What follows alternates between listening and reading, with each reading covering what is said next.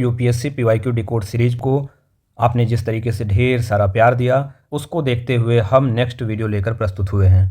PYQ decode series के अंतर्गत हम 5 साल के पीवाईक्यू को डिकोड करने वाले हैं विद डिटेल्ड एक्सप्लेनेशन के साथ में। यहाँ पे आपको हिंदी और इंग्लिश बाईलैंग्वेज में प्रीवियस ईयर के क्वेश्चन को सब्जेक्ट वाइज हम कवर कर रहे हैं, डिटेल्ड एक्सप्लेनेशन और डिटेल्ड सॉल्यूशन के साथ। पिछले 2 वीडियो में हमने पॉलिटी के 2021 व 2022 के क्वेश्चन को कवर किया है। इस वीडियो में पॉलिटी के सेशन 3 के अंतर्गत हम यूपीएससी 2023 में पूछे गए पॉलिटी के सारे सवालों को सॉल्व करने वाले हैं। अगर आप यूपीएससी 2026 का एग्ज़ाम दे रहे हैं तो इसके लिए बेहद महत्वपूर्ण साबित होने वाला है। तो चलिए शुरू करते हैं। उससे पहले अगर आपने हमारे चैनल पर पहली बार विजिट किया है तो सब्सक्राइब करें और वीडियो समझ में आए तो लाइक और शेयर करना ना भूलें। सबसे पहले हम देखते हैं कि जो पॉलिटी के प्रश्न पूछे गए 2023 में, वो टोटल जो है वह 15 प्रश्न पूछे गए। अलग अलग टॉपिक के अंतर्गत जो प्रश्न पूछे गए, टॉपिक का नाम यहाँ पे मेंशन है, आप देख सकते हो। यहाँ पे हिंदी में व अंग्रेजी में मेंशन है, आप इसको वीडियो पॉज करके पढ़ सकते हो। जैसे कि यहाँ पे जो पॉलिटिकल साइंस या पॉलिटिकल थ्योरीज है उस पर 2 क्वेश्चंस पूछे गए। ऐसे 7th शेड्यूल पे क्वेश्चन पूछे गए, कॉन्स्टिट्यूशनल अमेंडमेंट पे क्वेश्चन पूछे गए, कॉन्स्टिट्यूशनल बॉडीज़ पे क्वेश्चन पूछे गए, प्रेसिडेंट ऑफ इंडिया पे 2 प्रश्न पूछे गए इस साल, पार्लियामेंट से संबंधित 1 प्रश्न पूछा गया, 5th शेड्यूल का 1 प्रश्न था, and schedule caste and schedule tribe से संबंधित 1 प्रश्न, और आर्टिकल 365 पर 1 क्वेश्चन, कॉन्स्टिट्यूशनल हिस्ट्री संवैधानिक विकास जिसको बोलते हैं उस पर क्वेश्चन, और लॉ इन्फोर्समेंट एजेंसीज़ के बारे में, नेशनल सिंबल यानी कि झंडा के बारे में, इंडियन नेशनल फ्लैग के बारे में प्रश्न यहाँ पे पूछा गया, और एक्ट से संबंधित प्रश्न पूछे गए। इन 15 प्रश्नों को डिकोड करेंगे, इनका एक्सप्लेनेशन देखेंगे और डिटेल तरीके से स्टडी करेंगे। तो आइए स्टार्ट करते हैं। यहाँ पे सबसे पहला प्रश्न आप देख सकते हो 31 नंबर से लिया गया है। यहाँ पे हमने यूपीएससी से पीवाईक्यू के प्रश्न डायरेक्ट वहाँ से उठाया है। वहाँ पे जो नंबरिंग थी यूपीएससी के पेपर में हमने वैसे ही उठाया है, इसलिए नंबर यहाँ पे ध्यान मत दीजिए। क्वेश्चन क्या है? विधि की सम्यक प्रक्रिया से अभिप्राय क्या है? ड्यू प्रोसेस ऑफ लॉ, इसका मीन्स क्या है? तो अगर इसकी मीनिंग की बात करें तो इसका मीनिंग है नैसर्गिक न्याय का सिद्धांत, जो प्रिंसिपल ऑफ नेचुरल जस्टिस है, ये होता है विधि की सम्यक प्रक्रिया। अब हम इस चीज़ को समझते हैं कि विधि की सम्यक प्रक्रिया क्या होता है। तो यहाँ पे ना जो विधि की सम्यक प्रक्रिया है ना, ये आर्टिकल 21 के अंतर्गत शामिल की जाती है। लेकिन अगर हम आर्टिकल 21 की बात करें ना, तो हमारे जो संविधान है, संविधान में विधि द्वारा स्थापित प्रक्रिया का जिक्र किया गया है। विधि द्वारा स्थापित प्रक्रिया यानी कि प्रोसीजर एस्टेब्लिश्ड बाय लॉ। तो यहाँ पे आर्टिकल 21 के अंतर्गत प्रोसीजर एस्टेब्लिश्ड बाय लॉ ऐसा मेंशन किया गया है। अब बाद में क्या किया गया, सुप्रीम कोर्ट के द्वारा इस आर्टिकल की व्याख्या की गई और सुप्रीम कोर्ट ने करतार सिंह वाद में कहा कि इसमें न्यायसंगत एवं निष्पक्षता पर ध्यान दिया जाना चाहिए। बाद में यहाँ पे आता है मेनका गांधी वाद। मेनका गांधी मामले जो कि 1987 में आया। सुप्रीम कोर्ट ने विधि द्वारा स्थापित जो प्रक्रिया है, इसके तहत विधि की सम्यक प्रक्रिया को मान लिया। तो विधि की सम्यक प्रक्रिया हमारे आर्टिकल 21 के अंतर्गत नहीं लिखा हुआ है, लेकिन 21 के अंतर्गत समाहित है, उसकी आत्मा को शामिल करता है। अब डिफरेंस क्या है? विधि द्वारा स्थापित प्रक्रिया में क्या है कि विधि के द्वारा किसी व्यक्ति को जीवन एवं स्वतंत्रता के अधिकार से या उसके राइट टू लाइफ से वंचित कर सकते हैं। लेकिन बात यहाँ पे ये आता है कि विधि अगर तार्किक तरीके से ना बनाई जाए तो विधि बना दी जाए और किसी व्यक्ति को उसके जीवन जीने के अधिकार से वंचित कर लिया जाए, लेकिन विधि की प्रक्रिया ही अगर निष्पक्ष ना हो तो ऐसे में सुप्रीम कोर्ट ने कहा कि विधि द्वारा स्थापित प्रक्रिया के अंतर्गत विधि की सम्यक प्रक्रिया ड्यू प्रोसेस ऑफ लॉ शामिल किया जाता है। यानी कि जो प्रोसीजर एस्टेब्लिश बाय लॉ है वह स्वयं में ड्यू प्रोसेस ऑफ लॉ को समाहित करता है। ठीक है, सुप्रीम कोर्ट ने मेनका गांधी वाद में इस चीज़ को स्थापित किया। इसके बाद नेक्स्ट क्वेश्चन पे आते हैं। यहाँ पे क्वेश्चन है ना जेल प्रशासन के बारे में, जेल एडमिनिस्ट्रेशन के बारे में, या यूँ कह दें जेल के बारे में। ये क्वेश्चन ना पीवाईक्यू से रिपीट है। जैसे कि अभी हमने देखा था यूपीएससी के 2021 में ये सवाल पूछा था, यहाँ कैदी के बारे में सवाल पूछा था, और यहाँ पे हमने डिटेल तरीके से डिस्कस किया था कि जेल जो है राज्य सूची का विषय है, इसलिए राज्य सरकार इस पर कानून बनाती है फेरोल परलों से संबंधित। तो ये टॉपिक जेल के अंतर्गत था, लेकिन यहाँ पे हमने फेरोल और पैरोल और फरलो को जिक्र किया था। अगर आपने हमारा वीडियो नहीं देखा है तो 2021 के वीडियो को आप जाके देखो, पॉलिटी जो 1 वीडियो है उसमें इसको हमने डिटेल तरीके से कवर किया है। तो यहाँ पे ना वही टॉपिक, अगर आप ये जानते हैं कि जेल राज्य सूची का विषय है तो यहाँ पे देख सकते हो, दैनंदिन जेल प्रशासन, जेलों का अनुरक्षण राज्य सरकारें अपने नियम विनियम से करती, तो बिल्कुल सही हो जाएगा। अंग्रेजी में आप देख लो यहाँ पे, तो जो प्रिजन्स हैं वो मैनेज की जाती है स्टेट गवर्नमेंट के द्वारा, उनके अपने विधि के द्वारा, क्योंकि ये स्टेट लिस्ट का पार्ट है, राज्य सूची का पार्ट है प्रिजन्स, इसलिए ऐसा ऑप्शन सही है। फिर दूसरी ऑप्शन की बात करते हैं, तो यहाँ पे ना जेल का जो नियंत्रण है जेल अधिनियम 1894 के तहत किया जाता है। इससे जेल जो है वह प्रांतीय सरकारों के नियंत्रण में हमेशा रहा है, तो ये भी सही ऑप्शन कि जो प्रिजन एक्ट 1894 है इसके तहत राज्य सरकारें जेल से संबंधित विनियम या जेल का नियंत्रण करती हैं। तो कथन ये भी सही है, कथन ये भी सही है, और यहाँ पे दोनों एक दूसरे को एक्सप्लेन कर रहे हैं, इसलिए राइट आंसर इज ए। अब हम इसको डिटेल तरीके से समझते हैं, क्योंकि जेल जो है ना यूपीएससी का है फेवरेट टॉपिक। तो आइए देखते हैं। सबसे पहले अगर हम बात करें कारागार या जेल की, तो जो जेल है ना वो राज्य सूची का विषय है, स्टेट लिस्ट का विषय है, ठीक है। तो 7वीं अनुसूची के जो राज्य सूची है, सूची 2, उसके एंट्री 4 यानी प्रविष्टि 4 में जो है कारागार या प्रिजन का उल्लेख है, ठीक है। यहाँ पे आप देख सकते हो प्रिजन्स, सुधार गृह, रिफॉर्मेटरीज एंड बोस्टल संस्थान, और इस संस्थानों में बंद व्यक्तियों को यहाँ पे कवर किया गया है। इसके बाद प्रशासन और प्रबंधन की बात करें तो जेलों का जो प्रशासन है, प्रबंधन है, पूरी तरीके से राज्य सरकार के अधिकार क्षेत्र में आता है, क्योंकि ये राज्य सूची का एक विषय है। अगर हम नियमों के निर्माण की बात करें तो राज्य सरकारें अपने नियम का निर्माण करती है, उनके जेल मैनुअल नियम होते हैं। हर राज्य सरकार के नियम अलग अलग होते हैं, क्योंकि राज्य सरकारों को जेल पर नियम बनाने का अधिकार है। अगर हम बात करें केंद्र सरकार की कोई भूमिका होती है कि नहीं, तो बिल्कुल होती है। जो गृह मंत्रालय है वो राज्यों को दिशा निर्देश प्रदान करता है जेल से संबंधित मामलों में। यहाँ पे केंद्र सरकार ने आदर्श कारागार मैनुअल, मॉडल प्रिजन्स मैनुअल बना रखा हुआ है, जिसके तहत राज्यों को ये कहा गया है कि आप इस मैनुअल का पालन करो, इस तरीके से आप जेल कारागार में बंद व्यक्तियों को इस तरीके से आप ट्रीट करो। यहाँ पे आदर्श कारागार अधिनियम है, मॉडल प्रिजन्स एक्ट 2023 में लाया गया है। इसके तहत भी राज्य सरकारों को एक मॉडल जो है प्रिजन्स जो प्रोसेस है या प्रिजन्स के साथ कैसा व्यवहार करना है या कैसे उनको संरक्षित करना है, ये सब चीज़ यहाँ पे खाका तैयार किया गया है। राज्य सरकारें उसका पालन करते हुए जेल का प्रशासन करती हैं। तो ये बाध्यकारी नहीं राज्यों पर, ये सभी आदर्श सब लिखा हुआ है, मॉडल है, राज्य सरकारें इनका पालन कर सकती हैं। लेकिन यहाँ पे जो गृह मंत्रालय है राज्यों को दिशा निर्देश प्रदान करता है। जेल के आधुनिकीकरण पे देखें तो केंद्र सरकार एक्टिव होकर काम कर रही है। अभी हमने देखा कि ये राज्य सूची का विषय है, लेकिन जेल का प्रशासन तो राज्य सूची का विषय है, जेल भी राज्य सूची का विषय है। लेकिन अगर कैदियों को एक राज्य से दूसरे राज्य में स्थानांतरित करना हो, ट्रांसफ़र करना हो, तो ये समवर्ती सूची का विषय आ जाता है। और यहाँ पे जब समवर्ती सूची का विषय आएगा तो राज्य सरकार भी कानून बना सकती है और केंद्र सरकार भी। यदि केंद्र सरकार कैदियों के एक राज्य से दूसरे राज्य के स्थानांतरण पर कोई कानून बनाएगी तो वो विधि अधिभावी होगी। इसके बाद हम बात करते हैं कि भारत में जो जेल का प्रशासन होता है, कारागार अधिनियम 1894 के तहत राज्य सरकारें करती है, प्रिजन्स एक्ट के तहत। तो इस प्रिजन्स एक्ट की अगर हम बात करें तो ये जेल के प्रशासन और कैदियों के प्रबंधन को विनियमित करने वाला सबसे पुराना और औपनिवेशिक काल का कानून है। 1894 में इसको अंग्रेजों ने लाया था। इस अधिनियम में कारागार को डिफाइन किया गया है कि कारागार क्या होगा, प्रिजन क्या होगा।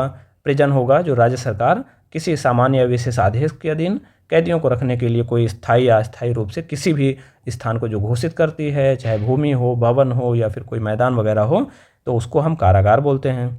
यानी कि यहाँ पे ना पुलिस हिरासत में कोई भी व्यक्ति जिस स्थान पे रखा जाता है वो कारागार होता है। दंड प्रक्रिया संहिता 1882 की धारा इसके तहत कोई नियुक्त कोई स्थान जहाँ पे कैदियों को रखा जा सकता है या फिर राज्य सरकार कोई आदेश द्वारा ऐसा घोषित कर सकते हैं। कुल मिलाकर कारागार जो है उसकी घोषणा राज्य सरकार या स्टेट गवर्नमेंट करती है किसी आदेश वगैरह के द्वारा, और उसमें कोई भी भूमि, भवन, मैदान, ग्राउंड एक्सेट्रा हो सकते हैं। आप जानते हैं कभी अगर कोई ऐसा मामला होता है कि ज़्यादा संख्या में लोगों को बंदी बनाया जाता है तो स्कूल, कॉलेज या फिर ऐसे क्षेत्र को भी कारागार के रूप में घोषित किया जा सकता है। अब हम बात करते हैं नेक्स्ट क्वेश्चन की। यहाँ पे ना क्वेश्चन ये है कि जो संविधान है उसके प्रयोजन को सबसे अच्छे रूप से कौन डिफाइन करता है, यानी कि chief purpose of the constitution किसी भी देश का क्या होगा उसको कौन बताता है। तो भाई पढ़िए ऑप्शन को कि आवश्यक विधियों के निर्माण के उद्देश्य का निर्धारण करती है, objective of for the making of necessary law. तो ये चलिए बहुत नॉर्मल स्टेटमेंट है। राजनीतिक पद और सरकार के सृजन को सुकर बनाती है, तो ये तो बिल्कुल गलत हो जाता है। Enable the creation of political office and government. यहाँ पे तीसरा जो ऑप्शन है सरकार की शक्तियों को परिभाषित करती है। हमने लास्ट लेक्चर में कॉन्स्टिट्यूशनलिज्म के अंतर्गत इस चीज़ को पढ़ा है कि defined and limit of the powers of government, जो सरकार की शक्तियों को डिफाइन करे, उस पर बाधा या उस पर सीमाएँ आरोपित करे, वो होता है संविधान। और संविधानवाद की कॉन्सेप्ट में हमने इसको बेहद विस्तृत तरीके से पढ़ा था। अब यहाँ पे बात करते हैं, फिर से हम एक बार देखते हैं संविधानवाद क्या है, कॉन्स्टिट्यूशनलिज्म क्या है। तो संविधानवाद जो है वह संविधान पर आधारित एक ऐसी विचारधारा है जिसमें संविधान को ही सर्वोच्च महत्व प्राप्त होता है। संविधानवाद की अवधारणा का जो प्रतिपादन है वह जॉन लॉक ने किया था। अगर भारत में संविधानवाद की बात करें तो केशवानंद भारतीवाद में जब मूल ढांचे का सिद्धांत प्रतिपादित हुआ, बेसिक स्ट्रक्चर डॉक्ट्रिन प्रतिपादित हुआ, तो यहाँ पे संविधान को सर्वोच्च माना गया और बोला गया संसद की जो संविधान संशोधन की शक्ति है उस पर एक सीमा आरोपित किया गया कि संसद जो है वह मूल ढांचा का उल्लंघन या मूल ढांचा में परिवर्तन नहीं कर सकती है। ऐसे में संविधानवाद की अवधारणा को मजबूती मिली कि यानी सरकार जो है या संसद संविधान को यूं ही नहीं पलट सकती है। इसके बाद आपका आता है IR कोएल्हो वर्सेस तमिलनाडु राज्य 2007। इसमें सर्वोच्च न्यायालय ने संविधानवाद शब्द का विस्तार से उल्लेख किया। पहली बार जो है संविधानवाद या कॉन्स्टिट्यूशनलिज्म को सुप्रीम कोर्ट ने एज अ वर्ड शब्द के रूप में कॉन्स्टिट्यूशनलिज्म को मेंशन किया, उसको डिफाइन किया कि क्या होता है संविधानवाद। IR कोएल्होवाद में सुप्रीम कोर्ट ने कहा संविधानवाद का मतलब एक ऐसी अवधारणा जिस पर सरकार की शक्तियों पर संवैधानिक नियंत्रण की पुष्टि करता है, यानी कि जो सरकार है उसकी शक्ति अनलिमिटेड नहीं होगी, उस पर संविधान के द्वारा एक कंट्रोल स्थापित किया जाएगा। यहाँ पे संविधानवाद की अगर विशेषताओं की बात करें, सबसे पहले संविधान सर्वोच्च होता है संविधानवाद में कि भाई संविधान इतना सर्वोच्च होता है कि कोई संसद संविधान को नहीं पलट सकती या संविधान की मूल भावना से छेड़छाड़ नहीं कर सकती। सीमित सरकार, अच्छा इसी चीज़ को हमने बेसिक स्ट्रक्चर डॉक्ट्रिन में भी देखा था कि संविधान की मूल ढांचा या मूल भावना से छेड़छाड़ संसद नहीं कर सकती है। तो कहीं ना कहीं जो संविधानवाद है वह संविधान के मूल ढांचे सिद्धांत से पॉजिटिव रूप से संबंध रखता है।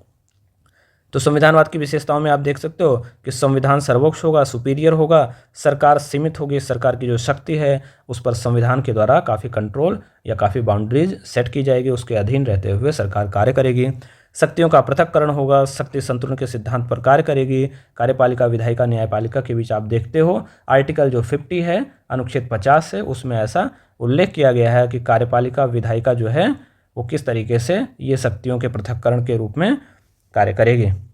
इसके बाद हम मौलिक अधिकार और न्यायिक समीक्षा की बात करें तो संविधानवाद मौलिक अधिकार और न्यायिक समीक्षा की रक्षा करता है कि न्यायपालिका संविधान की संरक्षक है और न्यायपालिका संविधान की समीक्षा करेगी, किसी भी अधिनियम होगा इसकी समीक्षा करेगी, उसको रद्द घोषित कर सकती है यदि वो संविधान से ऊपर पाया जाता है। तो महत्व की बात करेंगे तो निरंकुशता एवं तानाशाही पर रोक लगती है क्योंकि संविधान का शासन होता है, किसी व्यक्ति विशेष का शासन नहीं होता है। सरकार जितनी भी बहुमत में आ जाए संविधान के मूल ढांचा को छेड़छाड़ नहीं कर सकती, संविधानवाद की मूल आत्मा पर किसी भी प्रकार से प्रहार नहीं कर सकते। नागरिकों के अधिकार व स्वतंत्रता का पूर्णतः सम्मान होता है।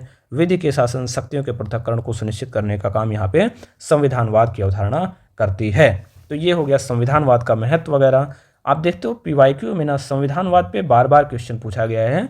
अगर इस चीज़ को आपने डिटेल से समझा है तो आशा करते हैं कि अब संविधानवाद जैसे टॉपिक पे आपका सवाल बिल्कुल बच जाएगा। आते हैं नेक्स्ट वीडियो पे।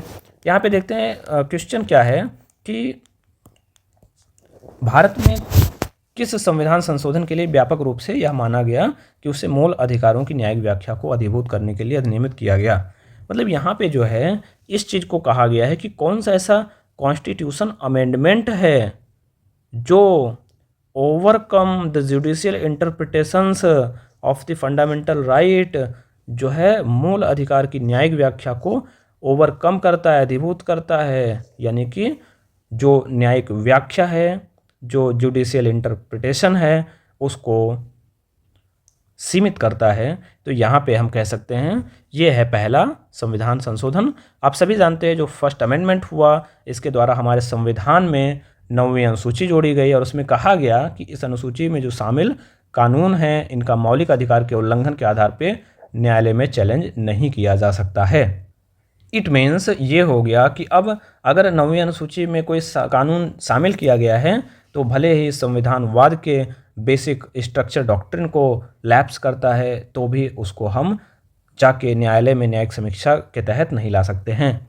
यहाँ पे अगर देखोगे ना, बाद में सुप्रीम कोर्ट ने IR कोएल्हो केस में 2007 में कहा कि देखो 9वीं अनुसूची जो है वह संविधान से ऊपर नहीं है, 9वीं अनुसूची को भी न्यायिक समीक्षा की जा सकती है। और इसमें सुप्रीम कोर्ट ने कहा 24 अप्रैल 1973 जो केशवन भारती जो केस था, जो फैसले की तारीख थी जिस दिन ये डिसाइड हुआ था कि संविधान के मूल ढांचा का सिद्धांत प्रतिपादित हुआ था सुप्रीम कोर्ट के द्वारा, उस तारीख के बाद अगर कोई भी संविधान संशोधन किया गया है, उसको 9वीं अनुसूची में शामिल किया गया है, तो उसकी न्यायिक समीक्षा बिल्कुल की जा सकती है। अगर हम बात करें 9वीं अनुसूची की, तो अगर हम बात करें प्रथम संविधान संशोधन अधिनियम 1951 की, तो एक तो हमने 9वीं अनुसूची को देखा, दूसरा इसमें जो वाक एवं अभिव्यक्ति की स्वतंत्रता से संबंधित प्रावधान जोड़े गए। इसमें बोला गया जो प्रतिबंध था ना, उसमें लोक व्यवस्था यानी पब्लिक ऑर्डर, विदेशी राज्यों के साथ मैत्रीपूर्ण संबंध और किसी अपराध के लिए उकसाना जैसे प्रतिबंध लगाए गए और इन प्रतिबंधों को अभिव्यक्ति की स्वतंत्रता पर आरोपित किया गया। यानी जो पब्लिक ऑर्डर है ना, पब्लिक ऑर्डर पहले मेंशन नहीं था, पब्लिक ऑर्डर जो है वह लोक व्यवस्था प्रथम संविधान संशोधन अधिनियम 1951 के तहत आर्टिकल 19(1)(a) पर प्रतिबंध के रूप में शामिल किया गया। अब बात करते हैं नेक्स्ट सवाल की। तो यहाँ पे देखते हैं ना कि जो संगठन है उस पर विचार करना है। पूछ क्या रहा है कि यहाँ पे संवैधानिक निकाय कौन सा है, कितने हैं, तो आप देख लो, विचार कर लो। यहाँ पे सबसे पहला आपका है राष्ट्रीय पिछड़ा वर्ग आयोग, जिसको बोलते हैं NCBC, national commission for backward classes. इसके बाद मानवाधिकार आयोग है NHRC। आप सभी जानते हो NHRC का जो गठन है वह मानवाधिकार अधिनियम 1993 के तहत किया गया था, इसलिए मानवाधिकार जो आयोग है वह संवैधानिक निकाय नहीं होगा, इसको क्रॉस कर दो। राष्ट्रीय विधि आयोग, राष्ट्रीय विधि आयोग का गठन सरकार के द्वारा समय समय पर किया जाता है, एक कार्यकारी निकाय के रूप में राष्ट्रीय विधि आयोग का गठन किया जाता है, इसलिए इसको भी स्किप कर दो। राष्ट्रीय उपभोक्ता विवाद निवारण आयोग, तो राष्ट्रीय उपभोक्ता विवाद निवारण आयोग का जो गठन है वह भी उपभोक्ता संरक्षण अधिनियम 1986 के तहत किया जाता है। 2019 में इसको संशोधित भी किया गया, इसको भी आप हटा सकते हो। अब आपके पास केवल और केवल एक ऑप्शन बचता है, इसलिए ऑप्शन करेक्ट होगा। कौन सा ऑप्शन करेक्ट होगा? केवल एक, ओनली वन। यहाँ पे national commission for backward classes is right option. बाकी जितने भी ऑप्शन है ये संविधान के अंतर्गत नहीं है, संवैधानिक यानी कॉन्स्टिट्यूशनल बॉडीज नहीं है। ठीक है, अब आते हैं नेक्स्ट क्वेश्चन पे। यहाँ पे कहा गया है कि राष्ट्रपति के निर्वाचन पे सवाल है कि राष्ट्रपति का निर्वाचन भारत के उच्चतम न्यायालय द्वारा अगर शून्य घोषित कर दिया जाए तो ऐसे विनिश्चय की तिथि से पूर्व राष्ट्रपति के जितने भी कार्य निष्पादन है वह अविधि मान्य होंगे, तो बिल्कुल गलत है। यहाँ पे मेंशन किया गया है आर्टिकल 71 के अंतर्गत 71(2) में कि अगर राष्ट्रपति या उपराष्ट्रपति के रूप में चुनाव अमान्य घोषित कर दिया जाए तो सर्वोच्च न्यायालय के निर्णय की तिथि या उससे पहले राष्ट्रपति या उपराष्ट्रपति के रूप में जो भी उन्होंने कार्य किया था वह अमान्य नहीं होंगे, उनको जीरो घोषित, शून्य घोषित नहीं किया जाएगा, नल एंड वाइड घोषित नहीं किया जाएगा। तो ये ऑप्शन याद रखिए। फिर यहाँ पे दूसरा है भारत के राष्ट्रपति के पद के लिए निर्वाचन इस आधार पर मुलतवी किया जा सकता है कि कुछ विधानसभाएं विघटित हो गई हैं। यानी कि कह रहा है कि भाई कुछ राज्यों की विधानसभाएं अगर पोस्टपोन हो गई हैं या यानी कि कुछ राज्यों की विधानसभाएं अगर जो है निलंबित हैं, तो इस आधार पर अगर कोई डिसॉल्व है स्टेट लेजिस्लेटिव तो इस आधार पर राष्ट्रपति के इलेक्शन को पोस्टपोन किया जा सकता है। तो बिल्कुल गलत है, क्योंकि यहाँ पे ना अगर देखोगे आर्टिकल 71(4) के अंतर्गत यह प्रावधान है कि जो निर्वाचक मंडल होगा उसमें कभी भी इस आधार पर प्रश्न नहीं उठाया जाएगा कि निर्वाचक मंडल अपूर्ण है। ओके, यानी कि किसी राज्य की विधानसभा अगर विघटित है तो निर्वाचक मंडल पे प्रश्न आरोपित नहीं किया जा सकता है। ओके, इसके बाद में ये भी गलत हो गया। अब तीसरे ऑप्शन पे आते हैं। कोई विधेयक भारत के राष्ट्रपति को प्रस्तुत किए जाने पर संविधान द्वारा विहित की गई समय सीमा के अंदर राष्ट्रपति को अपनी अनुमति देनी होती है। इसमें ये कहा गया है कि अगर कोई विधेयक राष्ट्रपति के पास प्रस्तुत किया जाता है तो उसके पास एक टाइम बाउंड्री होता है, उसके अंदर राष्ट्रपति को साइन करना पड़ता है। तो भारतीय संविधान में ऐसा कोई बाउंडेशन नहीं है। तो ऑप्शन 1, 2, 3 ये तीनों रॉन्ग हो जाता है। Right answer is D, none. इसमें से कोई भी स्टेटमेंट करेक्ट नहीं है, सही नहीं है। ओके, यहाँ पे अगर देखोगे तो आर्टिकल 71 के अंतर्गत ये कहा गया है कि अगर कोई विवाद होगा राष्ट्रपति या उपराष्ट्रपति के चुनाव के संबंधित तो विवाद केवल और केवल सुप्रीम कोर्ट में ही सॉल्व किया जा सकता है, केवल सुप्रीम कोर्ट में जाएगा ऐसा डिस्प्यूट। ठीक है, इसमें फिर ये भी कहा गया है कि अगर चुनाव कभी होगा तो उसको इस आधार पर अमान्य घोषित नहीं किया जाएगा कि किसी राज्य में विधानसभा विघटित थी। इसके साथ में ये भी व्यवस्था है कि अगर राष्ट्रपति या उपराष्ट्रपति के रूप में किसी व्यक्ति के निर्वाचन को सुप्रीम कोर्ट अगर अमान्य घोषित करता है, नल एंड वाइड करता है, तो उसके पूर्व, इस निर्णय के पूर्व जितने भी राष्ट्रपति या उपराष्ट्रपति के कार्य होंगे वह वैलिड रहेंगे, उसको किसी भी प्रकार का अविधिमान या अमान्य नहीं किया जाएगा। इसके बाद आर्टिकल 111, जैसे कि यहाँ ऑप्शन था कि विधेयक पर राष्ट्रपति को टाइम ड्यूरेशन में सिग्नेचर करना पड़ता है, इसलिए हमने इस ऑप्शन को उठाया। आर्टिकल 111(1) में विधेयकों पर सहमति से संबंधित डिटेल्ड प्रोविज़न किए गए हैं। इसमें ये कहा गया है कि राष्ट्रपति के पास अगर विधेयक आता है तो या तो सहमति करेंगे या सहमति रोकेंगे, यानी हो सकता है साइन कर दें, या तो साइन कर देंगे या तो साइन नहीं करेंगे। लेकिन अगर वह धन विधेयक नहीं है तो विधेयक को लौटा सकते हैं। कितनी बार? केवल और केवल एक बार लौटा सकते हैं। और जब भी लौटाएंगे तो अगर फिर से दोनों सदन लोकसभा और राज्यसभा विधेयक पर पारित करके राष्ट्रपति के पास भेजेगा तो उसको साइन करना बाध्यकारी हो जाएगा। ये मेंशन है आर्टिकल 111 में। लेकिन यहाँ पे किसी भी प्रकार से कोई टाइम बाउंड्री का जिक्र नहीं है, कोई भी समय सीमा निर्धारित नहीं है। धन विधेयक के संदर्भ में आप जानते हो 14 दिन के अंदर राज्यसभा को या तो पारित करना होता है या तो फिर लोकसभा को अनुशंसाओं के साथ वापस करना होता है। लेकिन यहाँ पे राष्ट्रपति के सहमति से संबंधित या राष्ट्रपति के सिग्नेचर से संबंधित कोई भी ऐसा टाइम ड्यूरेशन किसी विधेयक के संदर्भ में नहीं दिया गया है। अब आते हैं नेक्स्ट क्वेश्चन पे। यहाँ पे क्वेश्चन है finance bill and money bill के बारे में। बेहद ही रिपीटेड थीम है, अक्सर फाइनेंस बिल और मनी बिल के बारे में सवाल पूछते हैं। हम तो कहेंगे आप टेबल बना लीजिए, फाइनेंस बिल और मनी बिल का एक टेबल बना लीजिए, डिटेल तरीके से इसको नोट्स बना लीजिए, रट लीजिए, हमेशा क्वेश्चन पूछा जाता है। चलिए हम क्वेश्चन देखते हैं कि लोकसभा वित्त विधेयक को राज्यसभा में भेजेगी तो राज्यसभा उस विधेयक को संशोधित या अस्वीकृति कर सकता है। देखिए ऐसा है, अगर वित्त विधेयक की बात करें तो वित्त विधेयक को राज्यसभा या तो संशोधित करेगा या तो अस्वीकृत कर सकता है। अब वित्त विधेयक अगर 1 है तो राज्यसभा को ऐसी शक्ति नहीं है, लेकिन वित्त विधेयक अगर 2 है तो राज्यसभा इस विधेयक को अस्वीकृत कर सकता है। और यहाँ पे सकना का शब्द यहाँ पे कैन अमेंड लिखा हुआ है और रिजेक्ट। तो अगर हम फाइनेंस बिल 2 की बात करें तो राज्यसभा कैन अमेंड और reject the bill, finance bill 2 की बात हो रही है। तो ऐसे में आप इस कथन को पार्शियली मान सकते हो कि सही है। चलिए सही है, क्योंकि ये सवाल जो है ना काफ़ी डिस्प्यूटेड है। यहाँ पे ना सारी कोचिंग ने इसका केवल और केवल 2 को ऑप्शन सही माना था, लेकिन जब ऑफिशियल आंसर की आई तो यहाँ पे ऑफिशियल आंसर की में केवल 2 ऑप्शन को सही माना गया। तो केवल 2 का मतलब यहाँ पे 2 ऑप्शन सही माना गया। अब यहाँ पे देखते हैं ना, कुछ कोचिंग वालों ने बाद में कहा कि ये ऑप्शन 3 सही है। आप देखो ऑप्शन 3 क्या लिखा हुआ है, लोकसभा और राज्यसभा के बीच अगर असहमति होगी तो धन विधेयक पर कोई संयुक्त बैठक नहीं होगी। हाँ सही तो है, किंतु वित्त विधेयक के लिए संयुक्त बैठक आवश्यक होती है।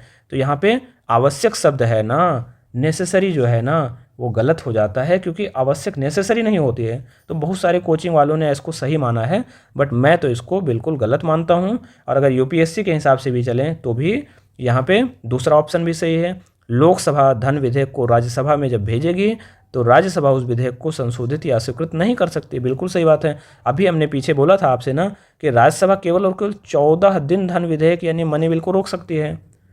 इट मीन्स कि ऑप्शन 2 इज राइट, क्योंकि राज्यसभा को ऐसा कोई पावर है नहीं कि वो उसे संशोधित या स्वीकृत कर दे। अनुशंसाएं कर सकती है मनी बिल के बारे में, रिकमेंड कर सकती है लोकसभा को, लेकिन अमेंड या फिर रिजेक्ट करने का कोई पावर नहीं है, खासतौर से मनी बिल के मामले में, जैसा कि यहाँ पे क्वेश्चन में जिक्र है। तो 2 answer is right, option B right, option 2 right, option 1 भी राइट है, क्योंकि अगर फाइनेंस बिल 2 होगा तो कैन अमेंड और reject of by the Rajya Sabha बिल्कुल किया जा सकता है। तो इसलिए हम यहाँ पे देखते हैं 1 2 सही है, 3 गलत है। बहुत सारी कोचिंग इंडस्ट्री की वेबसाइट पे आप जाओगे तो यहाँ पे तीसरे को उन्होंने सही माना है, बट यहाँ पे देखो संयुक्त बैठक आवश्यक होती है, बिल्कुल गलत है। संयुक्त बैठक हो भी सकती है, नहीं भी हो सकती है, ठीक है। तो वित्त विधेयक अगर 1 होगा तो वहाँ पे नहीं होगी, वित्त विधेयक 2 होगा तो वहाँ पे होगी, और यहाँ पे आवश्यक है, कंपलसरी है, नेसेसरी है, तो 1 में तो नहीं होती है। तो ऐसे में इसका राइट आंसर यूपीएससी के हिसाब से चलो तो भी बी है, और मेरे हिसाब से चलो तो भी बी है। ओके, इसके बाद अब ये क्वेश्चन देखते हैं नेक्स्ट, कि यहाँ पे अनुसूचित क्षेत्र के संदर्भ में, यहाँ पे शेड्यूल्ड एरिया के संदर्भ में क्वेश्चन पूछा गया है। इसमें कहा गया है कि किसी राज्य के भीतर किसी क्षेत्र को अनुसूचित क्षेत्र के रूप में राष्ट्रपति घोषित करता है आदेश के द्वारा, अधिसूचना के माध्यम से। तो ये ऑप्शन बिल्कुल सही है कि भाई कोई शेड्यूल्ड जो एरिया होगा इसको नोटिफिकेशन के माध्यम से प्रेसिडेंट एक ऑर्डर करके डिक्लेयर कर सकता है। ये आंसर इज राइट। अब दूसरी की बात करते हैं कि अनुसूचित क्षेत्र के रूप में जो बनने वाली सबसे बड़ी प्रशासनिक इकाई जिला होती है और सबसे छोटी इकाई ब्लॉक होती है या गांव का समूह होती है। तो यहाँ पे ऐसा कोई चीज़ मेंशन नहीं है, लेकिन सामान्यतः ऐसे मान सकते हो कि जो लार्जेस्ट एडमिनिस्ट्रेटिव यूनिट की बात करें तो यहाँ पे शेड्यूल्ड एरिया के रूप में आप डिस्ट्रिक्ट को भी देख सकते हो, और यहाँ पे लोवेस्ट तो गांव स्तर पे या ब्लॉक स्तर पे होती ही है। तो ये ऑप्शन भी राइट हो जाता है कि डिस्ट्रिक्ट लेवल पे भी ऐसा होता है। इसको बाद में केंद्र सरकार ने 2013-14 में एक आदेश के द्वारा ऐसा कहा था। फिर यहाँ पे संबंधित राज्यों के मुख्यमंत्रियों से अपेक्षित है कि राज्य के अनुसूचित क्षेत्र के प्रशासन के विषय में केंद्रीय गृह मंत्रालय को वार्षिक रिपोर्ट दें। तो यहाँ पे जो राज्य के मुख्यमंत्री का जिक्र है ये बिल्कुल गलत है, ये चीफ मिनिस्टर का जिक्र नहीं है, ये स्टेट गवर्नर का वो है, रिस्पॉन्सिबिलिटी है कि वह प्रेसिडेंट को इसके बारे में, जो अनुसूचित क्षेत्र के प्रशासन है उसके बारे में प्रतिवेदन दे, वार्षिक प्रतिवेदन दे। कौन देगा? गवर्नर देगा। किसको देगा? प्रेसिडेंट को, यानी कि राज्यपाल राष्ट्रपति को देगा। तो यहाँ पे मुख्यमंत्री और केंद्रीय गृह मंत्रालय लिखा हुआ है, बिल्कुल गलत। तो यहाँ पे आप देख लीजिए। तो यहाँ पे हम ना 5वीं अनुसूची को डिटेल तरीके से देख लेते हैं, और अनुसूचित क्षेत्र को, क्योंकि बार बार इस पर सवाल पूछा गया यूपीएससी में, तो हम यहाँ टॉपिक को डिकोड कर रहे हैं, इसलिए हम इसको डिटेल तरीके से देखेंगे। जो 5वीं अनुसूची है, 5th शेड्यूल है, उसके अंतर्गत शेड्यूल्ड एरिया अनुसूचित क्षेत्र घोषित किया गया है, और कहा गया है कि ऐसे क्षेत्र जिन्हें राष्ट्रपति जो है आदेश के द्वारा ऑर्डर करके राष्ट्रपति जो है अधिसूचना के माध्यम से घोषित करे। ठीक है, फिर यहाँ पे बात करेंगे कि यहाँ पे अनुसूचित क्षेत्र जो शेड्यूल्ड एरिया है इसको घोषित करने या उसकी सीमाओं में किसी भी प्रकार का परिवर्तन करना है, उसकी बाउंड्रीज में किसी भी प्रकार का परिवर्तन करना है, तो भारत के राष्ट्रपति के द्वारा ऐसा किया जाएगा। और राष्ट्रपति जब भी ऐसा कोई निर्णय लेगा तो संबंधित राज्य के राज्यपाल के परामर्श से, यानी कि कोई शेड्यूल्ड एरिया है, अब इस शेड्यूल्ड एरिया के क्षेत्र को मान लीजिए थोड़ा सा बढ़ाना है या फिर इसके क्षेत्र को डिवाइड करना है, काटना है, तो इस सब के संदर्भ में जो निर्णय है वह राष्ट्रपति लेगा, लेकिन राष्ट्रपति जो है वह राज्यपाल के परामर्श से ऐसा करेगा। यहाँ पे वही चीज़ कहा गया है कि जब भी राज्य का राज्यपाल वार्षिक रूप से राष्ट्रपति को प्रतिवेदन जो है अनुसूचित क्षेत्रों के प्रशासन के बारे में देता है, जो शेड्यूल्ड एरिया है वहाँ का जो एडमिनिस्ट्रेशन है उससे संबंधित डिटेल्ड रिपोर्ट जो गवर्नर है वो एनुअली रूप से प्रेसिडेंट को देता है। अनुसूचित क्षेत्र वाले राज्यों में आप देख सकते हो आंध्र प्रदेश, छत्तीसगढ़, गुजरात, हिमाचल प्रदेश, झारखंड, मध्य प्रदेश, महाराष्ट्र, उड़ीसा जैसे, राजस्थान जैसे क्षेत्रों को देख सकते हो जहाँ पर अनुसूचित क्षेत्र डिक्लेयर किया गया है। फिर यहाँ पे बात करें अनुसूचित क्षेत्र घोषित करने के जो मानदंड है, इसको ढेबर आयोग ने 1960-61 में मानदंड दिया था। इसको प्रथम अनुसूचित क्षेत्र एवं अनुसूचित जनजाति आयोग भी बोलते हैं। First scheduled area and scheduled tribe commission बोलते हैं ढेबर कमीशन को, जो कि 1960 एंड 61 के अंतर्गत फॉर्म किया गया था। यहाँ पे जो अनुसूचित क्षेत्र शेड्यूल्ड एरिया घोषित करने के जो मानदंड है वो बताया गया है कि वहाँ पे आदिवासी आबादी जो ट्राइबल पॉपुलेशन है वो बहुलता हो 50% से अधिक होनी चाहिए, उससे कम नहीं हो। क्षेत्र सघन हो, आकार उचित हो, अविकसित रूप हो, ऐसा नहीं कि बहुत डेवलप एरिया है उसको जो है आप अनुसूचित क्षेत्र घोषित कर दो। आसपास के क्षेत्र की तुलना में लोगों के आर्थिक स्तर में भी स्पष्ट रूप से असमानता है, यानी कि लोग वहाँ पे गंभीर गरीबी का शिकार हैं या गरीबी का सामना कर रहे हैं। यहाँ पे 2013-14 में जनजातीय मामलों के मंत्रालय ने, भारत सरकार ने यह आदेश दिया था कि जो ब्लॉक या तालुका, जिला जैसी जो व्यवहार प्रशासनिक इकाइयाँ हैं उसको जो है एक अतिरिक्त मानदंड के रूप में घोषित किया जा सकता है। इस मानदंड का एक विस्तार किया गया था कि जिला, ब्लॉक या तालुका यानी गांव स्तर की जो इकाई है, प्रशासनिक इकाई है, उसको शेड्यूल्ड एरिया घोषित की जा सकती है। यही यहाँ पे क्वेश्चन में था। क्वेश्चन में क्या था कि सबसे बड़ी प्रशासनिक इकाई जिला और सबसे छोटी प्रशासनिक इकाई गाँव। तो देख लीजिए यहाँ पे जो केंद्र सरकार का जो जनजातीय मामलों के मंत्रालय का जो आदेश है उसमें यहाँ पे जिला और गाँव के समूह या तालुका, या जिसको गाँव भी बोल सकते हो आप, इसको माना गया है। तो 5वीं अनुसूची पे यूपीएससी ने बार बार सवाल पूछे, कई बार सवाल पूछे, इसको समझ लीजिएगा अच्छे से। इसके बाद आता है आपका नेक्स्ट सवाल। यहाँ पे ना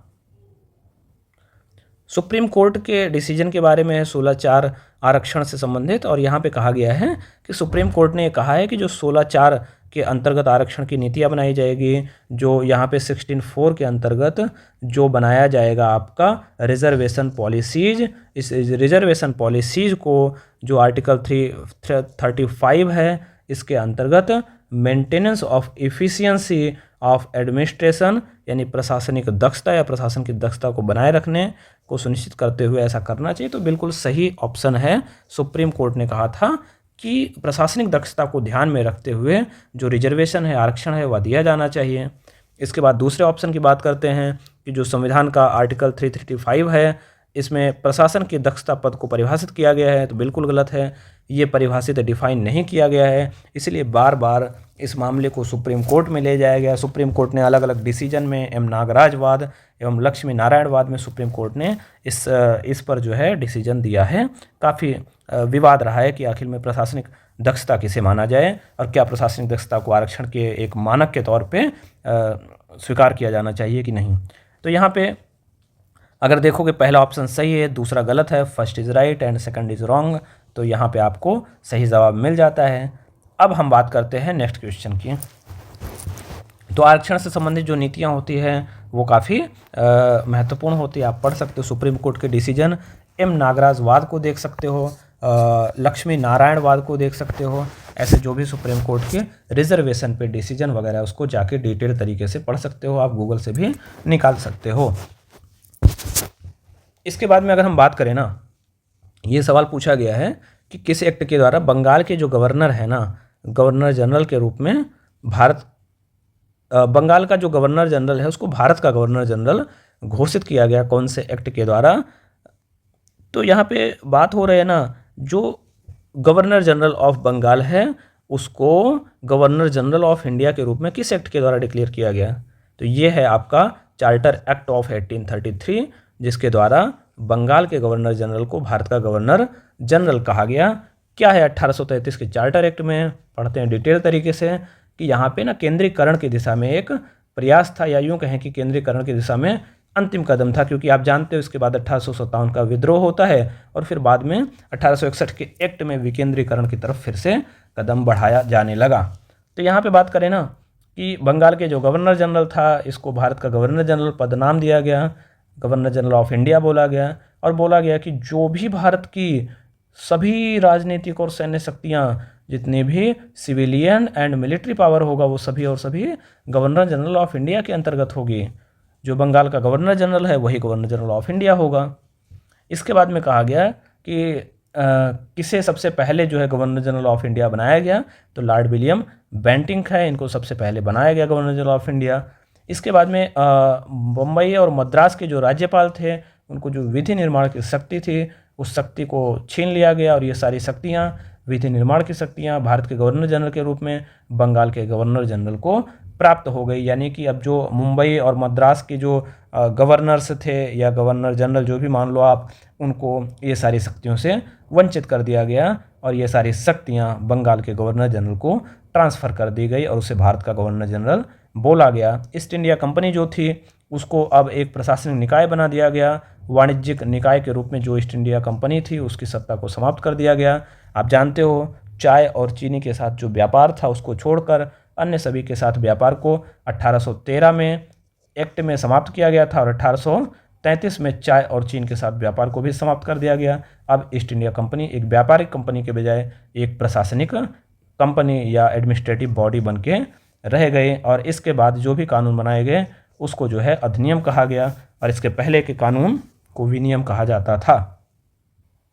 इसके बाद नेक्स्ट क्वेश्चन देखते हैं कि जो कॉन्स्टिट्यूशन ऑफ इंडिया है, भारत का जो संविधान है, वह केंद्र सरकार, उसके अंतर्गत ये कहा गया है कि केंद्र सरकार का दायित्व है कि राज्यों को आंतरिक विक्षोभ या फिर जो इंटरनल डिस्टर्बेंस है उससे प्रिवेंट करे, उससे रक्षा करे। तो बिल्कुल जो सेंट्रल गवर्नमेंट है वह स्टेट गवर्नमेंट को इंटरनल डिस्टर्बेंस या आंतरिक अशांति, आंतरिक विक्षोभ से बचाती है। आप जानते हो कि जो राज्य में राष्ट्रपति शासन है इसी के अंतर्गत लगाया भी जाता है। इसके बाद में अगर हम बात करें कि दूसरा जो ऑप्शन है, भारत के संविधान राज्यों को निवारक निरोध में रखे जा रहे किसी व्यक्ति को विधिक काउंसिल उपलब्ध कराने से छूट देता है। तो यहाँ पे देखो ऐसा है, जो कॉन्स्टिट्यूशन ऑफ इंडिया है इसमें ठीक है प्रिवेंटिव डिटेंशन यानी कि निवारक निरोध से संबंधित व्यवस्था की गई है, लेकिन ऐसे किसी भी विधिक काउंसिल उपलब्ध कराने के बारे में कोई चर्चा या छूट की बात नहीं कही गई है। ये ऑप्शन जो दूसरा है वह बिल्कुल गलत होगा। अब हम ऑप्शन 3 की बात करते हैं। तो आतंकवाद निवारण अधिनियम 2002 जो आप का प्रिवेंशन ऑफ टेररिज्म एक्ट 2002 जिसे हम पोटा भी बोलते हैं, ये पुलिस के समक्ष अभियुक्त की संस्कृति को साक्ष्य के रूप में प्रस्तुत नहीं किया जा सकता। बिल्कुल सही है, क्योंकि हमारे संविधान में ऐसा कहा गया है कि अगर कोई व्यक्ति को स्व अभिशंसन के विरुद्ध जो है नहीं माना जाएगा, यानी कोई व्यक्ति स्वयं के विरुद्ध अगर गवाही देगी तो उसको एज साक्ष्य नहीं घोषित किया जाएगा। वैसे इस संविधान के अंतर्गत नहीं, ये हमारे जो है साक्ष्य अधिनियम में ऐसा प्रोविज़न किया गया है। अगर हम बात करें तो जो गिरफ्तारी से संबंधित प्रावधान को डिटेल तरीके से देखते हैं तो आर्टिकल 22 के 1 और 2 में ऐसी व्यवस्था की गई है कि किसी व्यक्ति को अगर गिरफ्तार किया जाएगा तो उसको जो अधिकार प्रदान किए जाएंगे वो कौन से हैं। तो सबसे पहले गिरफ्तारी के कारण को जानने का अधिकार, राइट टू बी इन्फॉर्म्ड, उसको इन्फॉर्म किया जाएगा कि आपको क्यों गिरफ्तार किया जा रहा है। अपनी पसंद के वकील से परामर्श करने की बात कि वो लीगल जो है काउंसिल उपलब्ध कराएगा। लेकिन ये किस में, ये है सामान्य गिरफ्तारी में। क्वेश्चन में क्या लिखा हुआ था, निवारक निरोध में। तो निवारक निरोध की व्यवस्था है, लेकिन निवारक निरोध में ऐसी विधिक काउंसिल उपलब्ध कराने के बारे में छूट नहीं दी गई है। तो यहाँ पे आप देख सकते हो जो सामान्य गिरफ्तार व्यक्ति हैं उनको राइट टू लीगल काउंसिल, वकील से परामर्श करने का अधिकार, 24 घंटे के भीतर मजिस्ट्रेट के समक्ष पेश होने का अधिकार, यात्रा के समय को छोड़कर, मजिस्ट्रेट के आदेश के बिना 24 घंटे से अधिक हिरासत में ना रहने का अधिकार।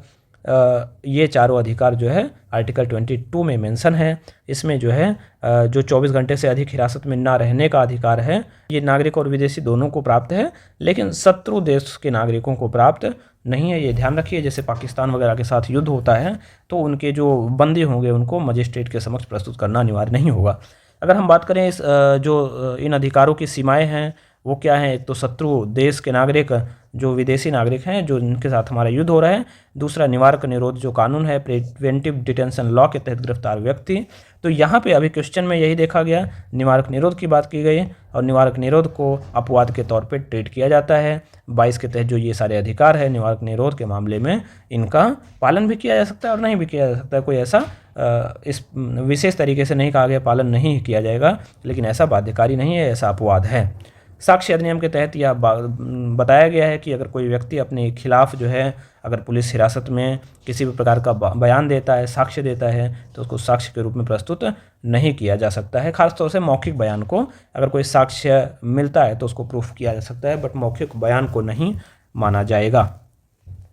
इसके बाद नेक्स्ट क्वेश्चन यहाँ पे देखोगे ना तो राष्ट्रपति का जो निर्वाचन जो इलेक्शन हुआ था वो शायद 2022 में इलेक्शन हुआ था, तो उसके बाद जो एग्ज़ाम हुआ था उसमें जो है डीप तरीके से जो इलेक्शन ऑफ प्रेसिडेंट है उस पर क्वेश्चन पूछा गया है।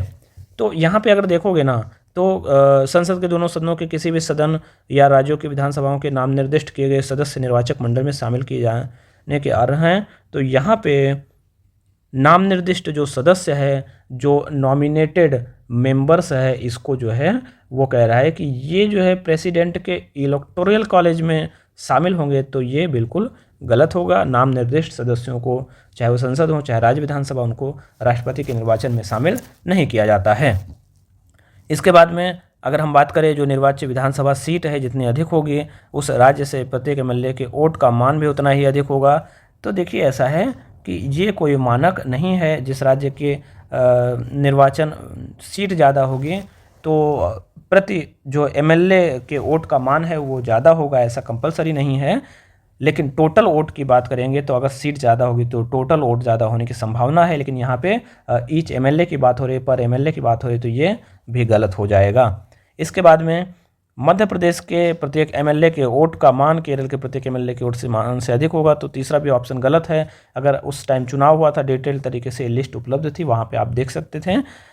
यहाँ पे पुडुचेरी के एमएलए के वोट का मान अरुणाचल प्रदेश के एमएलए के वोट के मान से अधिक होगा। जो पुडुचेरी के जो वोटर्स हैं, इनका जो वैल्यू है ईच एमएलए का, वो हायर देन होगा किसके, अरुणाचल प्रदेश के। इसमें रीजन भी दिया है क्योंकि अरुणाचल प्रदेश की तुलना में पुडुचेरी में कुल जनसंख्या में निर्वाचित सीटों की कुल जनसंख्या से अनुपात अधिक है। तो ये बिल्कुल सही एक्सप्लेन किया गया है। इस सारे उत्तर में केवल एक ऑप्शन सही है, ओनली वन इज़ करेक्ट।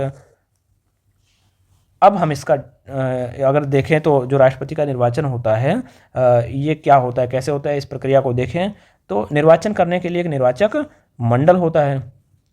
निर्वाचक मंडल जो है आर्टिकल 54 के तहत गठित किया जाता है, जिसमें संसद के दोनों सदनों के निर्वाचित सदस्य, इलेक्टेड मेंबर, और अभी यहाँ पे ऑप्शन क्या था, यहाँ पे नाम निर्दिष्ट यानी नॉमिनेटेड थे, इसलिए गलत हो गए। तो इलेक्टेड मेंबर्स, जो संसद के दोनों सदनों के इलेक्टेड मेंबर्स हैं, उनको शामिल किया जाएगा। राज्य की विधानसभाओं के निर्वाचित सदस्यों को शामिल किया जाएगा, यहाँ भी इलेक्टेड मेंबर्स को ही शामिल किया जाएगा। यहाँ पे ना 17वां संविधान संशोधन किया गया। उसके बाद में दिल्ली और पुडुचेरी की जो विधानसभा है उसको भी प्रेसिडेंट के निर्वाचक मंडल में शामिल कर लिया गया। इसके बाद में अगर हम बात करें तो मनोनीत सदस्य को राष्ट्रपति के निर्वाचक मंडल में शामिल नहीं किया जाता है। इसके बाद में राज्यों की विधान परिषदों के सदस्य भी जो है राष्ट्रपति के निर्वाचक मंडल में शामिल नहीं होते हैं। अगर हम आर्टिकल 55 की बात करें तो वहाँ पे प्रावधान है कि राष्ट्रपति के चुनाव में जो विभिन्न राज्यों के प्रतिनिधित्व कैसे होंगे, तो वहाँ पे खास तौर से एकरूपता करने का प्रयास किया जाता है कि विभिन्न राज्यों के प्रतिनिधित्व में एकरूपता होगी।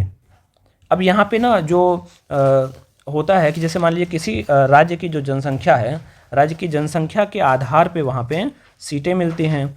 अब यहाँ पे ना अगर हम बात करें तो अगर हम बात करें ना तो जिस राज्य की जो जनसंख्या होगी उस राज्य की जनसंख्या के अनुपात में वहाँ पे सीटें मिलेंगी, लेकिन सीटों का मूल्य हमेशा समान होगा ऐसा नहीं है। राज्य की जो जनसंख्या है और जो सीट है उसको जनसंख्या से डिवाइड करके उसके एमएलए का वोट का मूल्य होगा। जो राज्य की जनसंख्या है वह अभी 2026 तक के लिए 1971 की जनगणना के आंकड़े यहाँ पे लिए जाते हैं। अगर हम किसी राज्य के विधानसभा यानी एमएलए के वोट की वैल्यू की अगर हम बात करें, किसके, एमएलए के वोट की वैल्यू, तो राज्य की जो टोटल नंबर ऑफ पॉपुलेशन है उसको विधानसभा के निर्वाचित सदस्यों की संख्या से भाग दे दोगे और 1000 से गुणा कर दोगे तो ऐसे हो जाएगा। जैसे कि उत्तर प्रदेश के संदर्भ में अगर हम बात करें तो अभी तो हमारा 21 करोड़ है, लेकिन ये 1971 की जनगणना देखा जाएगा तो हो सकता है उस टाइम 15 करोड़ के आसपास पॉपुलेशन रहा हो। और जितने टोटल निर्वाचित सदस्य हैं विधानसभा के, वो निर्वाचित सदस्य यहाँ डिवाइड करेंगे और 1000 से गुणा करेंगे, राइट आंसर आ जाएगा। जो जनसंख्या होगा 1971 का लिया जाएगा। इसके बाद में संसद के प्रत्येक निर्वाचित सदस्य के वोट का मूल्य की बात करेंगे तो राज्य के विधानसभाओं के सदस्यों को आवंटित वोटों की कुल संख्या, यानी ऐसे करके ना सारे राज्य में जो जितने भी 28 राज्य केंद्र शासित प्रदेश हैं, 2 दिल्ली और पुडुचेरी, इन सब को जोड़ दिया जाएगा। इन सबको जोड़ करके जितनी जो है कुल संख्या होगी उसको संसद के दोनों सदनों के निर्वाचित सदस्यों की संख्या यानी कि लोकसभा और राज्यसभा की सदस्य संख्या से डिवाइड करेंगे, फिर इसको 1000 से गुणा कर देंगे। तो यहाँ पे राज्यों के प्रतिनिधित्व और संसद के प्रतिनिधित्व में एकरूपता या समानता होगी। और यही यहाँ पे कहा गया है कि राष्ट्रपति के चुनाव में विभिन्न राज्यों के प्रतिनिधित्व में एकरूपता होगी, ठीक है, एवं राज्य व संसद के प्रतिनिधित्व या केंद्र के प्रतिनिधित्व में भी एकरूपता होगी। तो यहाँ पे ये ध्यान रखिएगा, ये फार्मूला याद रखिए, बहुत इंपॉर्टेंट है। एमपी के वोट का वैल्यू क्या होगा, एमएलए के वोट का वैल्यू क्या होगा, तो एमएलए के वोट का वैल्यू राज्य की जो कुल जनसंख्या उसका होगा उसे विधानसभा के निर्वाचित सदस्यों की कुल संख्या से डिवाइड करेंगे और 1000 से गुणा करेंगे।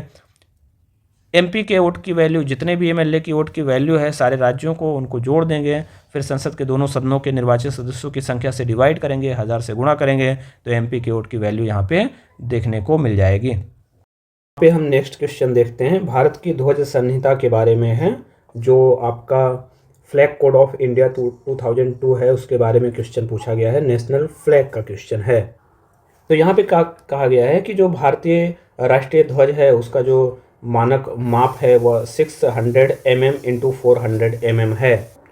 तो जो स्टैंडर्ड साइज़ दिया है नेशनल फ्लैग का वो 600 mm इंटू 400 mm है, ये गलत ऑप्शन है, ये साइज़ नहीं है। साइज़ जो है वो अलग अलग है, बहुत सारे साइज़ है, 10-12 अलग अलग साइज़ है, वो अलग अलग जगह पर लगाने के लिए है कि कहाँ पे किस साइज़ का झंडा लगेगा, बट ये 600 इंटू 400 mm का मानक नहीं है। इसके बाद अगर हम दूसरे ऑप्शन की बात करें तो यहाँ पे जो ध्वज की लंबाई है, जो फ्लैग की लंबाई है, लेंथ और हाइट का जो अनुपात है वह 3:2 होना चाहिए, 3:2 होना चाहिए, ऐसा कहा गया है। तो यहाँ पे ये ऑप्शन बिल्कुल सही हो जाता है। 1 गलत है लेकिन ऑप्शन 2 राइट है, तो statement 1 is incorrect and statement 2 is correct, right option D है। जो फ्लैग कोड ऑफ इंडिया है उसमें जो फ्लैग वगैरह के माप वगैरह है उसके बारे में डिटेल्ड जानकारी, फ्लैग के साथ कैसे ट्रीट करना है और किस तरीके से फ्लैग को सम्मान देना है और फ्लैग के साथ कैसा व्यवहार करना है, ये सारी चीज़ वहाँ पे मेंशन की गई है। इसके बाद हम बात करते हैं नेक्स्ट क्वेश्चन की। तो यहाँ पे कॉन्स्टिट्यूशन डेज के बारे में जो क्वेश्चन है वह है संविधान दिवस के बारे में, कि नागरिकों के बीच संवैधानिक मूल्यों को संवर्धित करने के लिए 26 नवंबर को प्रतिवर्ष जो है संविधान दिवस मनाया जाता है। तो बिल्कुल सही है। इसका जो महत्व है वो कॉन्स्टिट्यूशनल जो वैल्यूज़ है उसको नागरिकों के अंतर्गत सिटीजन में प्रमोट करने की बात की जाती है। दूसरे जो ऑप्शन है इनकी बात करें तो 26 नवंबर 1949 को भारत की संविधान सभा ने संविधान के प्रारूप तैयार करने के लिए बी आर अम्बेडकर की अध्यक्षता में समिति बनाई। तो बिल्कुल यहाँ पे गलत ऑप्शन दे रखा है, क्योंकि 26 नवंबर 1949 का डेट आप जानते हो, इस दिन को जो है वह भारत का संविधान जो है अंगीकृत अधिनियमित एवं आत्मार्पित किया गया। हमारे जो संविधान है उनकी जो प्रस्तावना है यानी प्रियम्बल है, यहाँ पे 26 नवंबर 1949 का जिक्र है। तो ये जो ऑप्शन है बिल्कुल गलत है, क्योंकि जो बी आर अम्बेडकर की अध्यक्षता में प्रारूप समिति बनाई गई थी वह 29 अगस्त 1947 को बनाई गई थी। जो ड्राफ्ट कॉन्स्टिट्यूशन का जो कमेटी बनाया गया था, ड्राफ्टिंग कमेटी, वह 29 अगस्त 1947 को बनाया गया था, 29 अगस्त 1947 को। तो 2 is wrong, 1 is right. Answer आप देख सकते हो, आंसर इज सी, एक गलत और दूसरा एक सही और दूसरा गलत। अब हम नेक्स्ट क्वेश्चन देखते हैं। यहाँ पे जो है बहुत सारे कृत्य को बताया गया है, एक्शन बताया गया है, और ये कहा गया है कि किस अधिनियम के अधीन आता है, ये एक्शन किस अधिनियम के अंतर्गत आता है। तो यहाँ पे देखो, सबसे पहले कहा गया है कि अनाधिकृत रूप से पुलिस या सेना की वर्दी पहनना, यानी कि जो पुलिस या सेना की वर्दी है वह हम बिना पद के जो है नहीं पहन सकते हैं। ये शासकीय गुप्त बात अधिनियम 1923 के अंतर्गत कहा गया है। ऑफिशियल सेक्रेट एक्ट 1923 के अंतर्गत यह कहा गया है कि अनऑथराइज तरीके से जो पुलिस और मिलिट्री यूनिफॉर्म है इसको वियर या वियरिंग नहीं कर सकते हैं। तो बिल्कुल सही है। इसके तहत जो धारा 6 है उसके अंतर्गत ये प्रोविज़न किया गया है। जो दूसरा है कि पुलिस अधिकारी या सैनिक अधिकारी के ड्यूटी में तैनात होने के दौरान जानबूझकर उन्हें गुमराह करने या अन्यथा उनके साथ हस्तक्षेप करने की बात, कि जैसे कोई पुलिस ऑफिसर ड्यूटी में तैनात है, उसके साथ में अगर आप उन्हें गुमराह कर रहे हो या फिर उनके कार्यों में हस्तक्षेप कर रहे हो तो ये किस अधिनियम के अंतर्गत आता है। तो यहाँ पे साक्ष्य अधिनियम का जिक्र है। अब मान लीजिए आप इस क्वेश्चन को नहीं जानते हो, पढ़े नहीं हो, फिर भी इस ऑप्शन को एलिमिनेट कर सकते हो, क्योंकि जो इंडियन एविडेंस एक्ट 1872 है, साक्ष्य अधिनियम है, यह बेसिकली जो है पुलिस साक्ष्य एकत्रण की विधि या प्रक्रिया से संबंधित है, कि पुलिस साक्ष्य किस तरीके से एकत्रित करेगी और किस तरीके से न्यायालय में प्रस्तुत करेगी, इसकी जो है वह डिटेल तरीके से चर्चा की गई है साक्ष्य अधिनियम में, यानी कि इसको गलत हो जाएगा। अगर हम बात करें ना तो ये जो स्टेटमेंट दे रखा है ये ऑफिशियल सीक्रेट एक्ट के अधीन, ये भी इसके धारा 7 में ऐसा मेंशन किया गया है। तो धारा 6 में ये हो गया, धारा 7 में ये हो गया, ठीक है। तो दूसरा जो मिलान है वह बिल्कुल गलत हो गया। तीसरे मिलान की बात करें कि जो बंदूक या तोप है, जो गन फायर है, इसको जो है ये पर्सनल सेफ्टी जो है, अगर उसका समक्ष कोई जोखिम हो तो दागा जा सकता है। लेकिन यहाँ पे कहा गया है अन्य लोगों के जोखिम हो तो उसको दागने से संबंधित जो प्रोविज़न है वह आयुध अधिनियम में किया गया है। तो बिल्कुल ये सही है कि जो आप गोला बारूद दागते हो उससे जो पर्सनल जोखिम है या अन्य लोगों को जोखिम है, ये सब इसमें डिफाइन किया गया है। तो ये आर्म्स एक्ट 2019 में डिफाइन किया गया है। तो ये भी सही हो गया।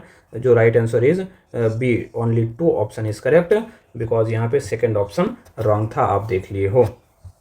ये जो है इसके धारा जो है 7 में है। आज का ये डिस्कशन एंड होता है। आशा करते हैं कि आपको ये सीरीज अच्छी लगी होगी।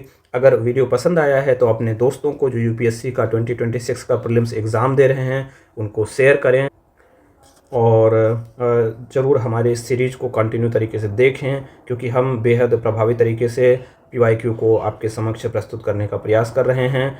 और आशा करते हैं आप हमारे चैनल को सब्सक्राइब कर दिए होंगे, नहीं किए हों तो अभी कर दें, बेल आइकॉन दबा दें, जिससे कि नेक्स्ट वीडियो की लिंक आपको जल्दी ही मिल सके। धन्यवाद दोस्तों। और हाँ, वीडियो के बारे में अपनी कमेंट हमें ज़रूर साझा करें।